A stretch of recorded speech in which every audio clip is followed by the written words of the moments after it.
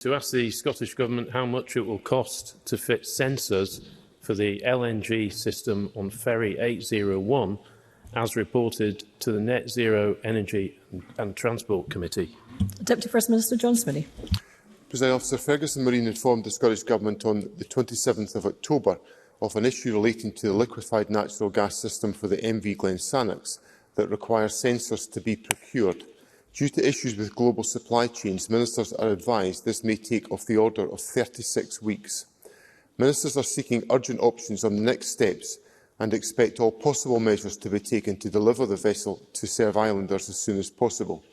Officials will continue to engage with Ferguson Marine as they assess the full impact of this, including any financial implications which Ferguson Marine will share with both the Scottish Government and the Scottish Parliament once this has been confirmed. Graham Simpson. Deputy Presiding Officer, my question was how much will it cost? And I'm afraid the Deputy First Minister hasn't answered that question. So perhaps he can try again. But let me put this to him, because we need to get to the bottom of what's happened here.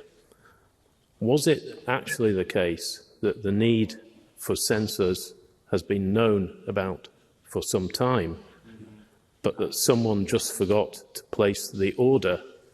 And if that is correct, has anyone fallen on their sword over this or been got rid of? And if not, why not? And I still want to know the cost. Deputy First Minister. I gave Mr Simpson the best answer I can give him on the question of an issue that has been raised with the Government just last Thursday, which is that any financial implications which arise from this issue will be shared with both the Government and the Scottish Parliament once that cost has been confirmed by Ferguson Marine. So that is the answer to the question of cost. In relation to the issue that has arisen here, quite clearly the sensors are necessary because, as I understand the function of these sensors, they are part of the safety system around the LNG system that will operate on the Glen Sannox. The sensors have not been ordered, they have now been ordered, and the answer I have given Mr Simpson is the substantive answer on what is the current estimate of the timescale for the delivery of those sensors. Graham Simpson.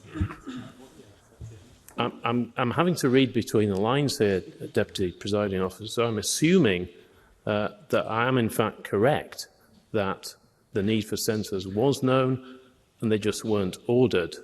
But again, the Deputy First Minister can confirm that. He hasn't answered any of my questions yet. Perhaps he can tell us this. Is he aware of any other issues with the building of the Glen Sannox? I've been told there are ongoing concerns about certain aspects of the build. And can he also confirm if the Government has recently been asked to provide any extra funding to help keep the yard going? Deputy First Minister. I've addressed the substantive points that Mr Simpson has raised with me. He's then said that he has asked me if I have any further concerns about or any issues been drawn to my attention. Well, as Mr Simpson will know, there is regular reporting on the progress in relation to the Glen Sannox, which is shared with the Net Zero Energy and Transport Committee. He then went on to say that he's heard concerns about certain aspects of the build.